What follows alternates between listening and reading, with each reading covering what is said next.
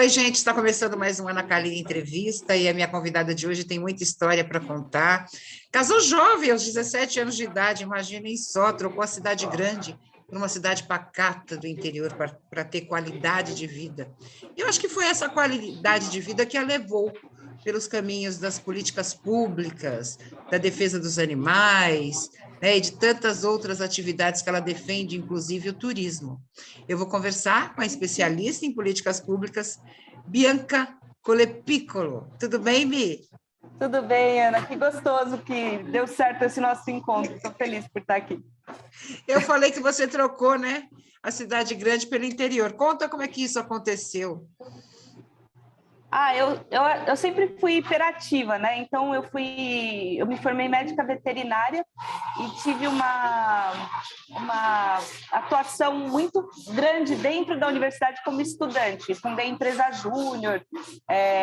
Aí não bastasse fundar para medicina veterinária, fiz para todos os cursos da universidade, um projeto transdisciplinar. Aí isso acabou virando case internacional. Fui para a Alemanha apresentar com 22 anos sozinha e tal.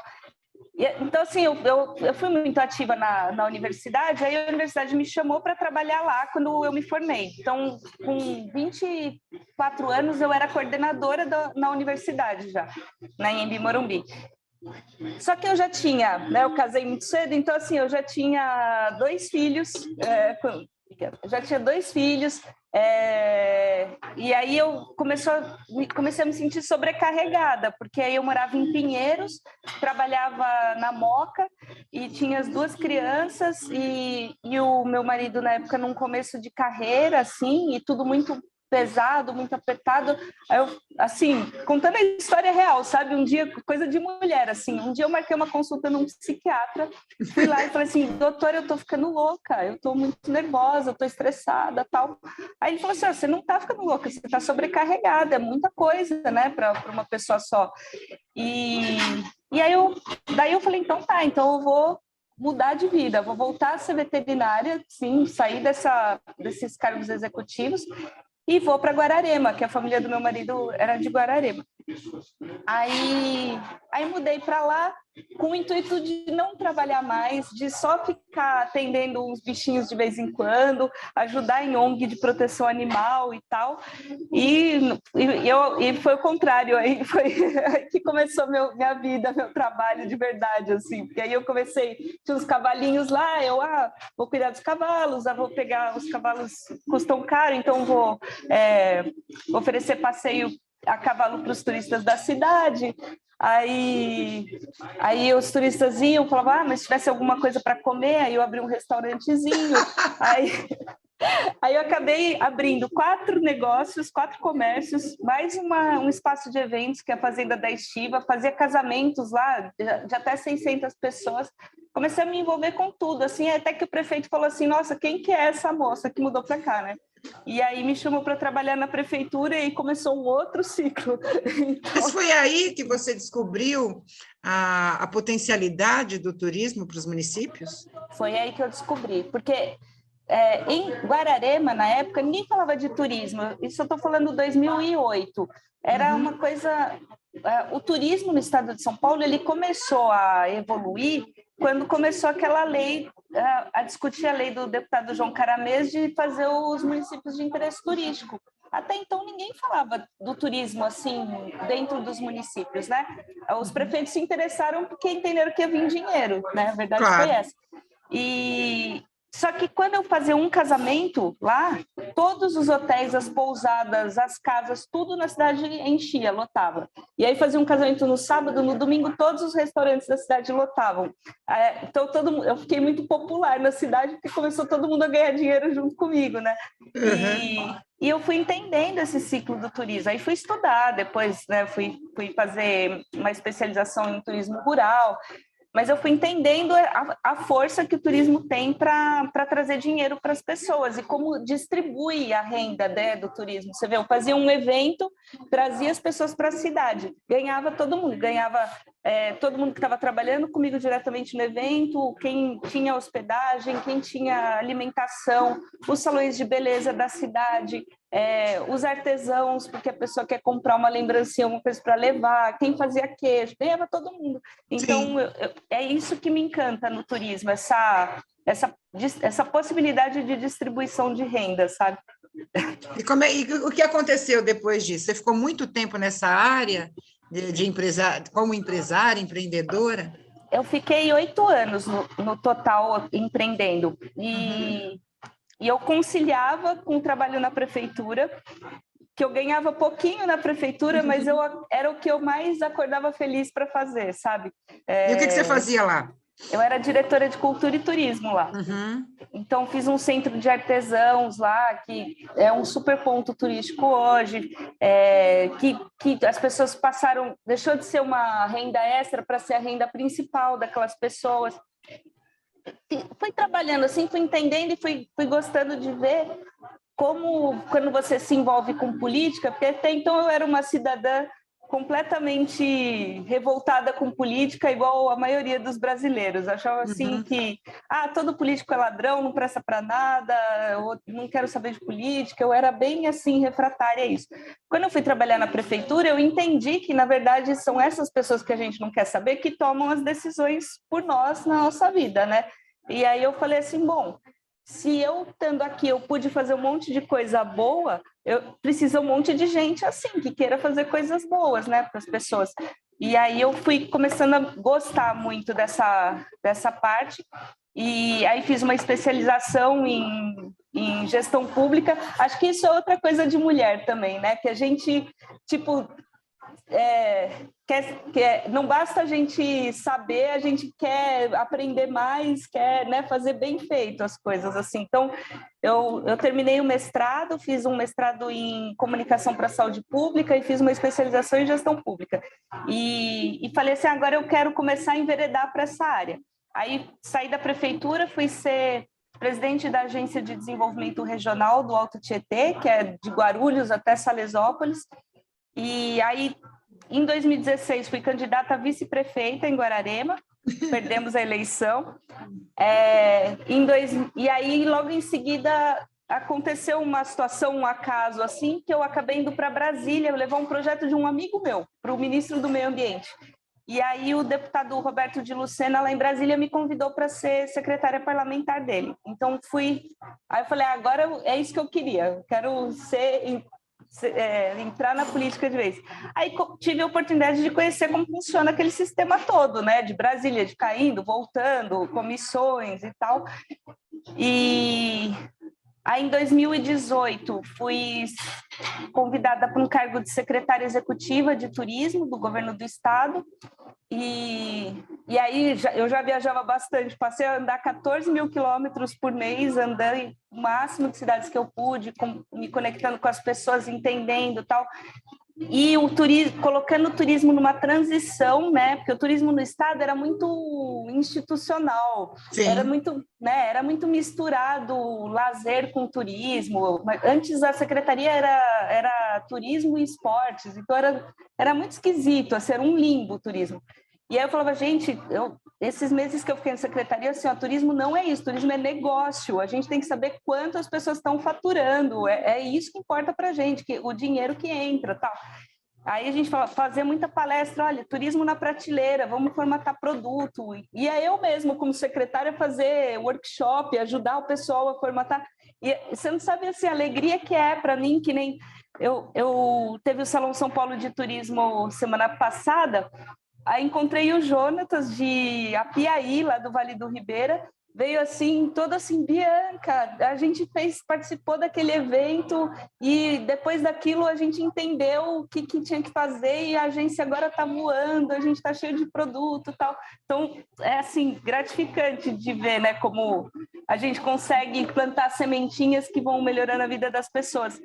E aí terminou esse cargo, fiquei um tempo como consultora no Parque Wet n Wild e fazendo a parte de estratégia, né, planejamento estratégico para eles. E aí veio o convite de uma prefeita que eu nunca tinha encontrado, não conhecia, que é a prefeita Gracinha de Ilhabela, ligou e falou assim, olha, eu quero uma secretária de turismo técnica. eu estou dando preferência para ter mulheres no meu secretariado e eu quero técnicas. E 5 pessoas me indicaram você. Olha que legal.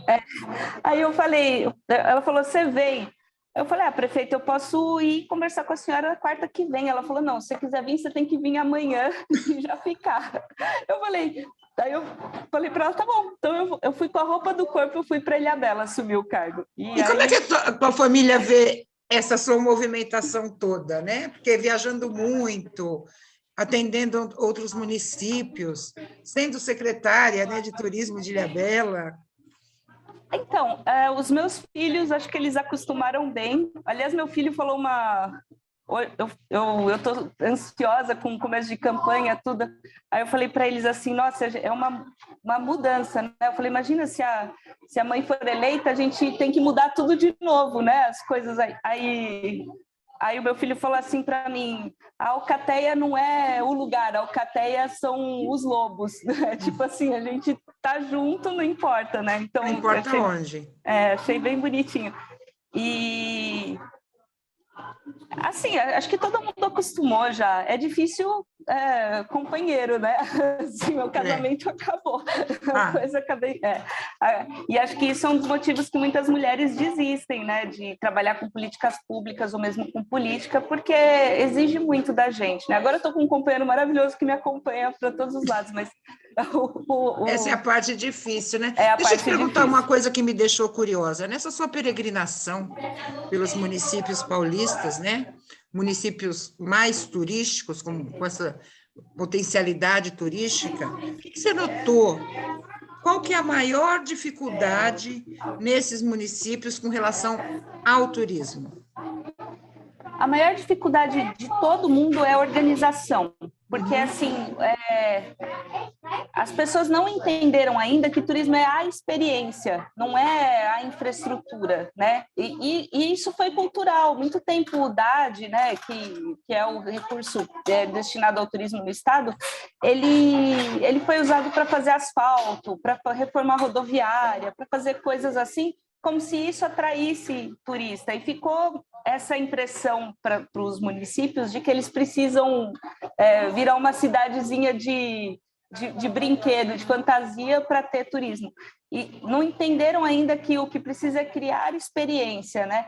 Então, eu fico feliz, por exemplo, Itu está com um produto turístico lá, que é um passeio, né? Por uma rua, por 600 metros, dura 3 horas para você andar 600 metros, de tanta história que tem para contar, de tanto prédio que tem para mostrar, e aí você entra naquilo, é uma imersão ali naquela história, né? E aquilo lá já estava lá, sempre esteve lá aquela rua, né? Uma das cidades mais antigas, e a cidade tem um desenho espanhol que descobriram há pouco tempo, enfim,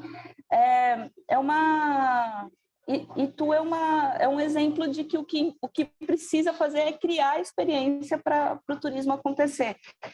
E aí, você tem a experiência, você tem que empacotar a experiência e divulgar, né? Então,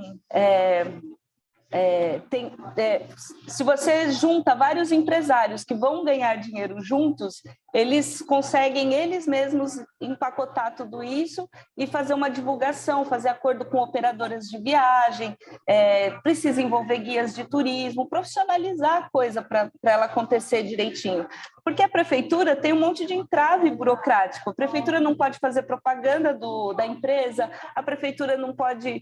Muitas prefeituras, os procuradores não entendem que precisa contratar uma agência de publicidade para o turismo, eles têm aquela agênciazinha de publicidade que faz propaganda só para dentro da cidade, então não adianta nada. Então, assim, a prefeitura não consegue fazer turismo. Eu falo que a prefeitura muito ajuda quando ela não atrapalha, né? Então, ela precisa incentivar o empreendedor a fazer turismo, e é isso que eu acho que falta, esse entendimento, só isso. Eu escrevi um livro, né? Não, essa coisa assim que você falou de legislação, né? Muitas vezes a burocracia, né? Uma legislação mal feita, porque nesse caso, né, do turismo, os moradores já conhecem a cidade, você quer atrair pessoas de fora, então você precisa fazer esse chamamento de que forma? Divulgando, né? E também dando contrapartida aos seus parceiros. Essa tem que ser uma mudança imediata, exatamente para esses municípios que sobrevivem exclusivamente do turismo, né? A gente tem muitos municípios em São Paulo, tem muitas potencialidades, né? E que são municípios que sobrevivem com isso. Eu conheço alguns, São Luís Paraitinga é um exemplo, Brotas, né? É um exemplo. Você falou de Itu, a gente tem outras cidades que têm essa energia, vamos dizer, e que não conseguem, né? Com roupas menores, né? Números pequenos e não conseguem se mexer. Brotas é um caso que o Fábio Pontes, que é o secretário lá, o que ele faz? Ele faz facilitação da vida dos empreendedores, porque Brotas não tem atrativo público, Brotas só tem atrativos particulares, então as pessoas, né? Então funciona, por isso que Brotas funciona no turismo, né? Não fica tentando criar coisas públicas para atrair gente de fora. Eu fui para Sertãozinho recentemente, tem um super parque lá, com uma prainha de rio maravilhosa, com um lugar de campo de aeromodelismo, um monte de coisa, e é totalmente público, e recebe 4.000 pessoas por domingo, tudo de graça. Então, quer dizer, a pessoa vem de outro lugar, não é o munícipe, a pessoa vem de outro lugar, visita o parque, não paga nada, não deixa nada na cidade e a prefeitura está pagando a conta para oferecer esse lazer para outro município. Né? Então, assim, é virar essa chavinha, sabe? Turismo é dinheiro, o turismo precisa trazer dinheiro para o destino turístico, não tirar dinheiro. Claro. Né? E como é que foi tua experiência como secretária de turismo de Ilhabela? Que é uma cidade que eu amo, acho uma das cidades mais lindas, né, do estado de São Paulo, a nossa Ilhabela. Como gestora pública foi muito gratificante, porque assim consegui de fato fazer bastante coisa legal assim pela ilha, que foi desde fazer plano de saneamento, porque a Ilhabela não tinha plano de saneamento e não tinha contrato com a Sabesp. Então, em 1 ano e meio de gestão da prefeita Gracinha e eu ali de fiel escudeira dela, a gente conseguiu resolver o saneamento, fez plano de mobilidade, fez uma ótima conversa com o Dersa, que agora não tem mais. A gente conseguiu ter carnaval e réveillon sem fila na balsa. Aí veio a pandemia, a gente fez um trabalho super técnico lá, tanto de isolamento, que era o que os médicos pediam, como de compensação financeira. Então, a gente, como Ilhabela recebe royalties, a gente tinha dinheiro em caixa, a gente deu um salário mínimo para cada pessoa que ficou que perdeu renda, não importava se estava em situação vulnerável ou não. Eu sou dentista e não estou podendo trabalhar. Então, a pessoa se cadastrava e recebia um salário mensal. E auxílio aluguel e tal. A gente terminou o ano de 2020 com 14 óbitos. Então, Ilhabela teve a menor taxa de mortalidade do país com relação ao Covid. Nesse ponto, foi muito gratificante. Do ponto de vista político, é um lugar de guerra, né? Porque o orçamento do município é muito alto, as pessoas são muito mal acostumadas ali, o meio político muito mal acostumado a valores muito altos, a contratações que para mim, que tinha uma experiência assim de fora, era tudo muito absurdo. E eu não entendi isso de cara, né? Então eu falei muitos nãos que depois viraram assim uma guerra política para mim, assim, né? Então muita gente falava assim: nossa, eu não sei como você aguenta, como você não desiste, porque aí você começa a apanhar, né? Falavam da minha voz, falavam do meu jeito de vestir, falavam que eu era burra, falavam que insinuavam que eu era corrupta, que eu era desonesta, porque para guerra porque você política... não quis ser desonesta ou corrupta. Exato. Isso então, é uma assim, coisa clara. E aí não foi muito duro, assim, mas foi um aprendizado, porque a realidade política é essa, né? A realidade é que a gente entra para renovar o sistema, para pegar um negócio que já está todo estragado, com um monte de gente viciada em coisa errada, e você entra e fala assim: não vamos fazer assim, vamos fazer de outro jeito. Não é de se esperar que as pessoas aceitem e te achem o máximo, né? Então eu falei assim: não, acostumei, que eu falei assim: a vida, do jeito que eu escolhi participar da gestão pública, eu vou tomar porrada mesmo e tudo bem. O meio político é apaixonante, né? Eu que sempre trabalhei nos bastidores, acho uma coisa, quando o bichinho pega, né? E essa coisa que você sofreu nesse início, muito comum, principalmente no Legislativo. Eu fiquei 16 anos na TV da Assembleia Legislativa de São Paulo, e eu notava que os novos deputados, principalmente as novas deputadas, aquelas que não tinham experiência política, ou seja, não eram casadas com prefeito, né? Viviam de uma realidade individual, sentiam isso. Eu falava assim, não vou votar nisso, porque não sei o quê. Eu falava, deputada, se a senhora não votar, não vai fazer diferença, né? Então, imponha, se imponha. Porque eu preciso de emenda, mas dessa forma eu não quero. Eu falo, se a senhora não quiser, outra pessoa vai querer. Então, você deixa de ajudar o seu município. Então, a adequação ao modelo legislativo para uma mulher é muito difícil, por causa de valores, de posturas, isso que você colocou. Mas se ela não se adaptar, ela não vai conseguir fazer o que ela quer. Eu fico acompanhando as mulheres lá no Congresso, eu vejo muito, por exemplo, a Adriana Ventura brigando com a Sâmia Bonfim. Tudo bem, posicionamentos ideológicos diferentes, né? Mas eu falo, gente, quantas pessoas ali têm posicionamentos ideológicos diferentes e não se atacam? Aí eu fico pensando nisso da mulher, a gente é muito mais correta no sentido assim, não, eu penso isso, eu vou defender isso e pronto, e não importa. E acaba tendo embate entre as mulheres. Eu até escrevi para as duas, eu falei assim, gente... Quando deveria ter união, né? Até para conseguir mais coisa. Sim, mas é uma coisa disso mesmo, da gente querer fazer as coisas acontecerem. Eu aprendi muito já também, então eu falo assim, hoje eu converso, dialogo com todo mundo, aprendi a me defender também, então assim, antes eu ficava discutindo as coisas, agora não, vem alguma coisa, eu já vou para o advogado, já vira processo, vai lá... Enfim, as coisas... Porque para você ser levado a sério, você precisa atacar, você precisa entender o jogo, né? Que é também. Então, hoje eu continuo sorrir com o meu jeitinho, assim, de sorrir, de fazer as coisas, mas eu não sou mais bobinha, né? Assim, de ficar querendo enfrentar o sistema. Eu falo que eu estou aqui para hackear o sistema, não para enfrentar. Eu quero entrar e ir mudando devagarinho as coisas por dentro. Nessa sua trajetória toda, algum momento você já acordou e falou assim, eu não quero isso para mim? Não, o pior é que não. O pior é que não. No ano passado, eu aceitei um trabalho na iniciativa privada, né? Porque como eu queria ser candidata, eu falei assim, vai ser melhor eu estar na iniciativa privada, porque eu preciso manter minha família e tal. Claro. E aí estou como relações institucionais de uma empresa.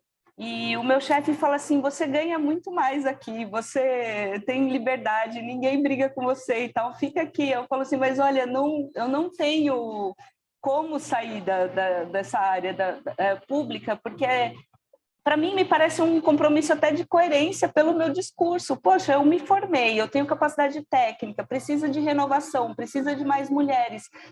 Se mulheres como eu não aceitarem o desafio de seguir, como que a gente pode cobrar de outras, né, que queiram? Claro. Então,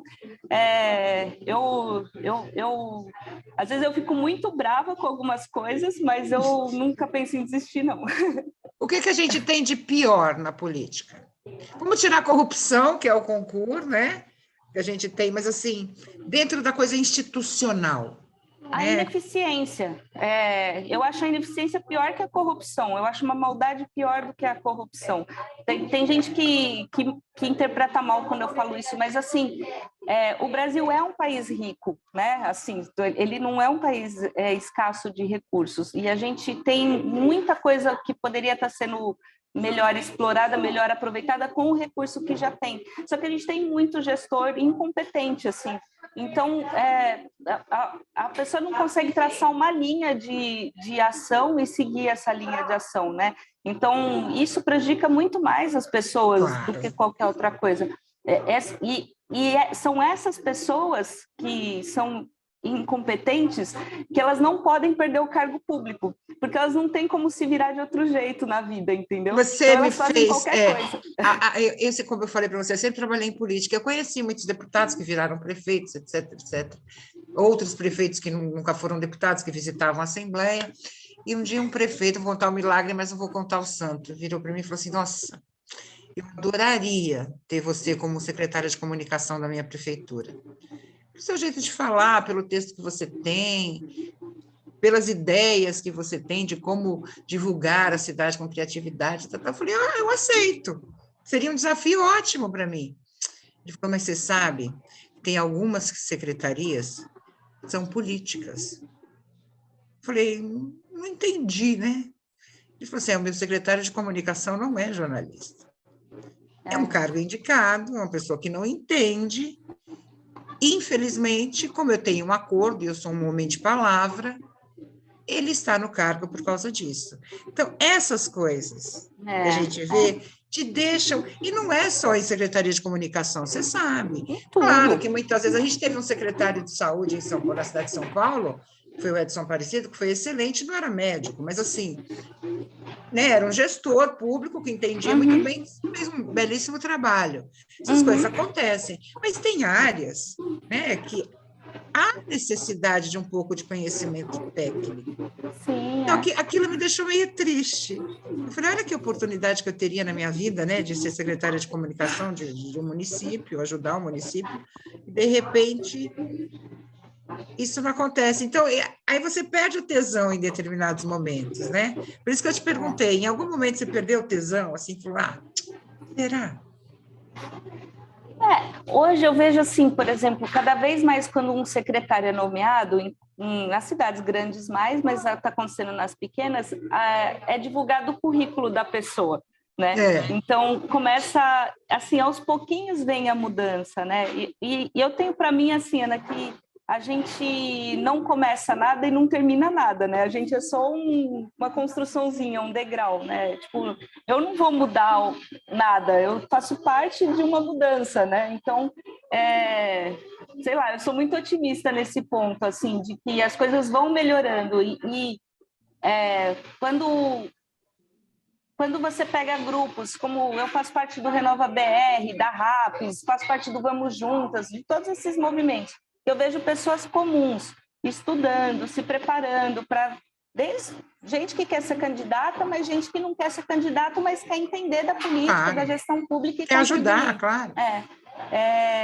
Eu falo assim, não, tem um movimento acontecendo, né, para melhorar isso aí.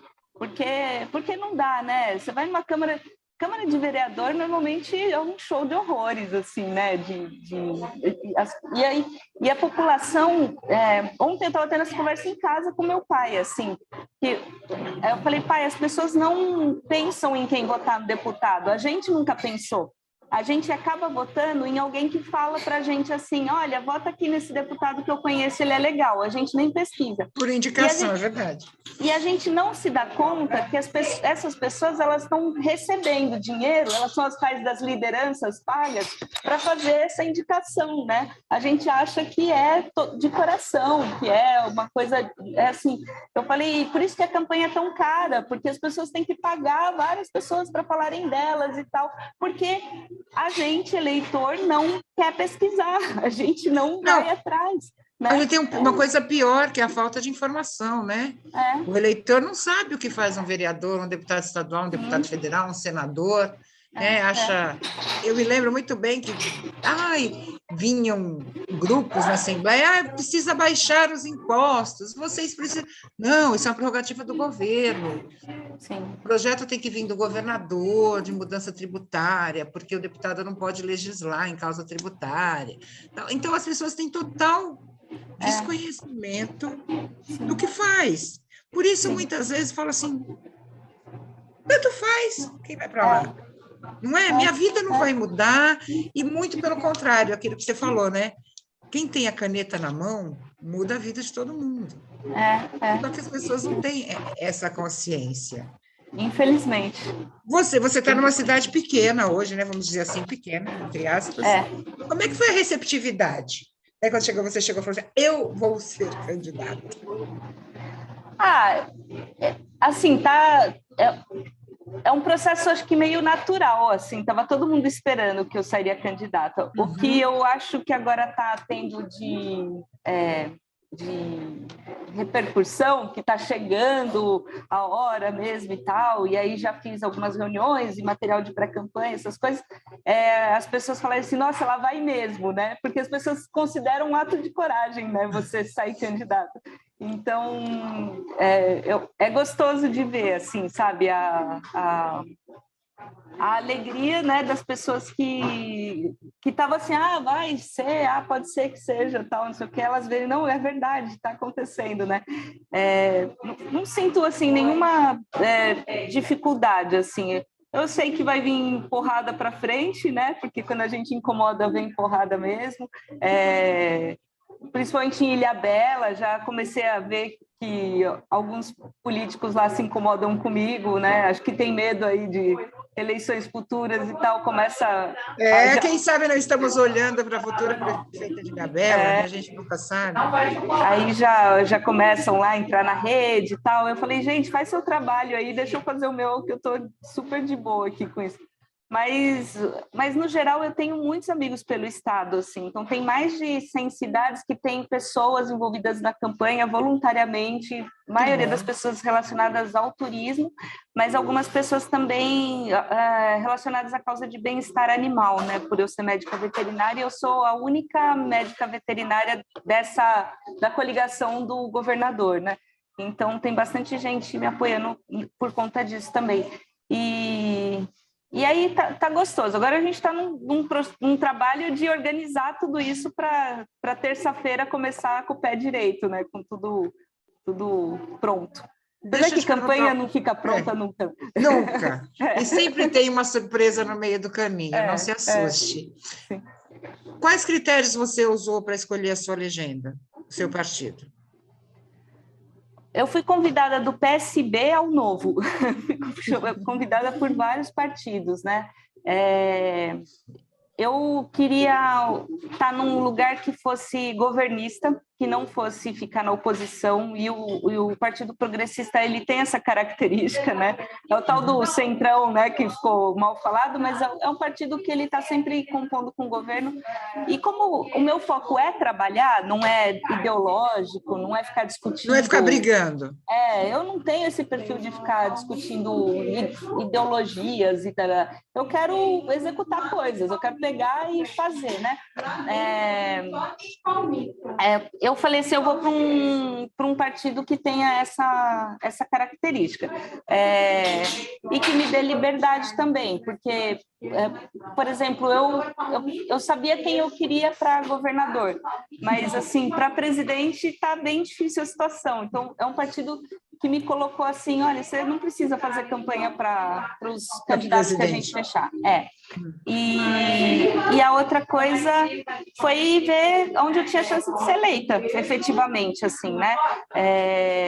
O partido fez uma chapa que, do meu tamanho, eu consigo alguma chance de eleição.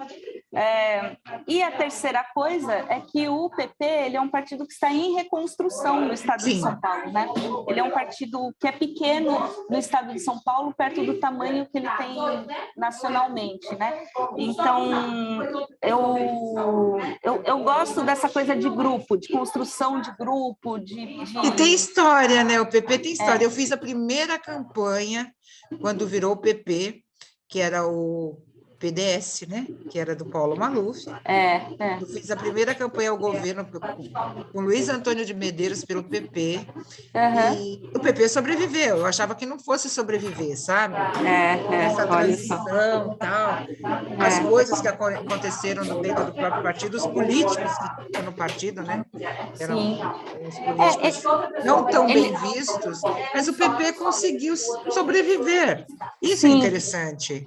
E é um partido que, em São Paulo, ele está se modernizando, se reinventando, e ele não tem mulheres. Então, assim, eu olhei muito porque eu não quero ficar mudando de partido, eu quero estar num grupo e participar de um grupo. Claro. Então, eu olhei muito isso, assim, como oportunidade mesmo, sabe? De estar dentro de uma construção, né? De ter um espaço de construção, que é diferente de você entrar num partido que tem muita gente que está lá há muito tempo e tal, que para você conquistar algum espaço é bem mais difícil, né? Você sabe que tem uma pesquisa, e é uma pesquisa que me deixa extremamente triste, que mostra que mulher não vota em mulher. Né? Porque diz que lugar de mulher não é na política, que mulher vai ser engolida pelos homens, ou na Câmara dos Deputados, no Congresso, ou nas assembleias, ou nas câmaras municipais. E a gente não vê isso mudar, Bianca. Passa eleição, vem eleição, essa pesquisa continua mostrando que mulher não vota em mulher. Sim. Além desses fatores, por que isso acontece? Eu lembro que eu fiz a primeira matéria, não lembro se eu trabalhava na Record, não lembro, e a Marta Suplicy era candidata a prefeita. Foi prefeita. E a gente saía a perguntar em quem você vai votar, tal. Muitas vezes perguntavam, você não vota na Marta, você é mulher, né? Tá? Ah, não voto em mulher. Eu achava aquilo uma coisa tão desanimadora, sabe? Sim. Para a política feminina, para a mulher na política. Mas isso tem um fator cultural que é assim, né? Durante muitos anos a gente é rebaixada, né? Assim, a gente está ainda conquistando uma posição de igualdade. A gente, assim, até o ano passado ainda foi o último julgamento de lei ainda que considerando igualdade dos gêneros, né? Então, assim, a gente tá se conquistando, se redescobrindo. E você vota em alguém para te representar. Se você não se sente capaz, não se sente forte, não se sente poderosa, não consegue se ver numa posição de poder, como é que você vai votar em alguém igual a você, né? Então, essa coisa tem muito a ver com essa baixa autoestima nossa ainda, sabe? Da gente achar que a gente não é capaz, então a gente não quer por alguém igual a gente lá. Eu acho que é bem triste, né? E a realidade é que a gente ainda está vendo tanto feminicídio, né? Tantos casos aí, a mulher ainda é colocada como um objeto, né, assim, de domínio, né, de posse de alguém, mas tem uma coisa assim também de abrir espaço para as próximas, né, para as próximas gerações. Então eu acho que cada vez mais vai ter mulheres se interessando na política, vendo que elas podem, sim. Você pode ser uma pessoa comum, você não precisa ter pai, marido, político para estar na política, e vai ter cada vez mais mulheres aí nessa posição, e a hora vai ficando comum, né? E aí, quando ficar comum, isso muda. A gente tem que ter se sentir parte dessa construção, né? Dessa reconstrução do feminino, né? Não tem jeito. Nós temos que ser otimistas, né? Eu acho que o otimismo move tudo. Você não me falou, você é candidata a estadual ou federal? Federal. Candidata a federal. Por que federal? Porque e não ficar no estado que você já conhece. Você já foi secretária, pode fazer tanto pelo estado de São Paulo. Mas é na esfera federal que se mudam as coisas, né? É lá que está a briga mesmo, né? Então, eu sou bem, assim, de querer ir para as cabeças e enfrentar, sabe? Eu falei, não, eu quero ir para a posição que dá para discutir os grandes assuntos nacionais e resolver os grandes assuntos nacionais. Então, fui direto para a federal. Porque a Assembleia tem 94 deputados, né? Brasília tem 500 e trelelê, são 70 deputados para São Paulo, uma representatividade significativa, mas eu imaginei, falei, ela conhecendo São Paulo, né? Foi secretária de Turismo, já sabe o que precisa fazer para mudar, para ajudar São Paulo. Gosta do atual governador, está saindo pelo partido dele. Seria muito mais fácil você ser candidata a deputado estadual e muito mais fácil de você se dar muito bem. Mas você já foi para coisa mais complicada, né? Sim. Já que é o mais difícil. Sim, sim. Mas não dá para escolher pelo mais fácil, né? A gente tem que escolher pelo que a gente quer mesmo. E como é que você pretende fazer sua campanha? Como é que vai ser? Vai ser o corpo a corpo? Que ferramenta você vai utilizar? Como é que está isso? Eu tô em algumas cidades eu tô com grupos mesmo de trabalho, né? De gente que vai panfletar, fazer campanha de rua. Tem 112 cidades que eu tenho pessoas voluntárias, assim, que vão fazer uma campanha entre amigos, família e tal. Muita internet, bastante coisa de internet, né? E é isso, eu tô indo, não, eu vou visitar todos os meus apoiadores. Eu já fiz uma primeira visita, vou fazer uma segunda visita em todos eles. Tenho bastante coisa com... eu tenho grupos, assim, né? Então, tem os médicos veterinários, tem os artesãos, tem o pessoal do turismo, tem os produtores de eventos, então tem essas coisas mais, tem os CACs, tem essas coisas mais temáticas que também estão me ajudando a espalhar a mensagem, né? Então ela está organizada de diversas formas, assim, tem uma parte que é a tradicional, que distribui papel, e tem essa parte... que é o pedir voto, né? As redes sociais vão ser decisivas, na sua opinião? Porque a gente teve a pandemia, muita gente que não se utilizava, né, da internet, não tinha tanta intimidade com a internet, passou a encontrar nas redes sociais a principal companhia, né, daquela solidão de pandemia. E aquela coisa, a gente sabe que a rede social, para você construir uma imagem, se demora anos. Bastante. E para ela ser destruída, basta uma frase maldita, né? uma fake news. Como é que você está trabalhando isso? Então, eu estou numa construção de rede social, sim, mas eu não estou apostando que ela vai fazer uma eleição. Eu sou uma pessoa... as minhas ideias são complexas demais para eu conseguir... Eu não tenho coragem, sabe, de ser desonesta intelectualmente. Então, assim, a pessoa me faz uma pergunta sobre educação, eu não consigo fazer discurso de militante, que as pessoas gostam desse discurso na rede social. Ser dissimulada, né? Você não consegue ser dissimulada.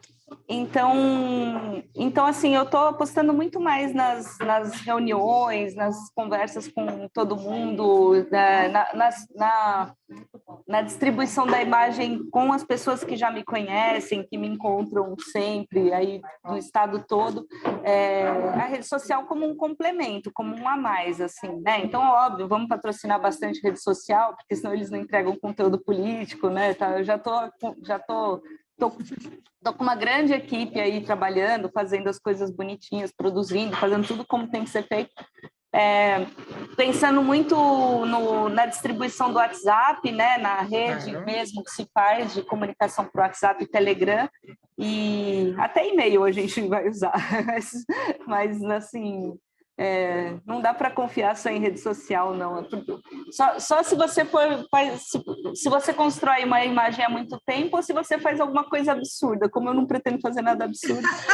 ou se o mundo virtual é o seu mundo, né? Exato. Tem essa também. Sim. No dia 11 de agosto, a gente teve, além do Dia do Advogado, o Dia da Juventude, a gente teve um ato pela democracia. Né?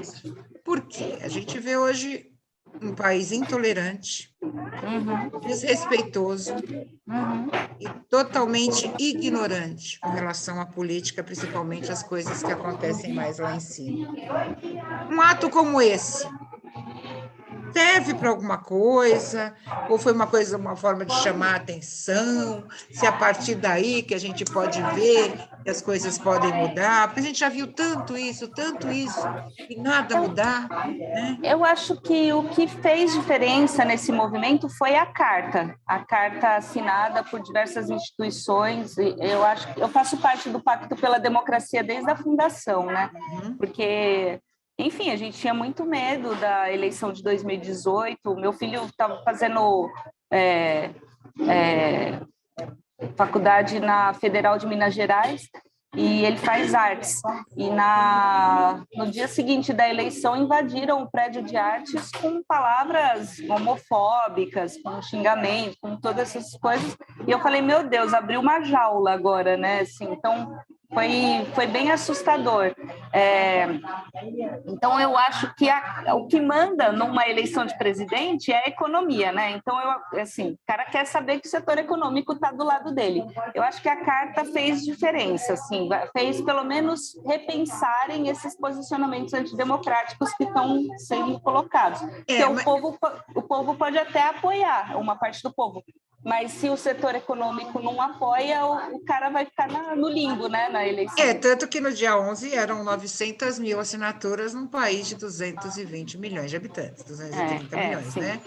Eu já estava esperando ver 5 milhões de assinaturas, 10 milhões de assinaturas. Porque muitas vezes isso não chega. Sim, né? As pessoas não sabem. Determinadas pontas, né?